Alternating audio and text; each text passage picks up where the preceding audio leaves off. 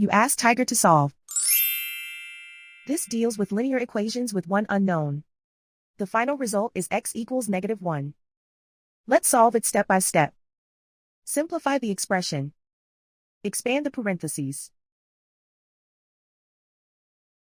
Simplify the arithmetic. Multiply the coefficients.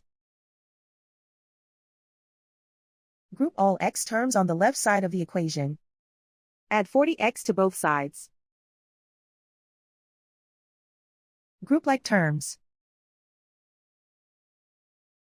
Simplify the arithmetic. Group like terms. Simplify the arithmetic. Group all constants on the right side of the equation. Add 5 to both sides.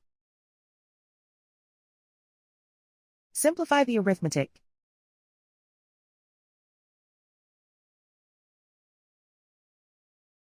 Isolate the x. Divide both sides by 43. Simplify the fraction.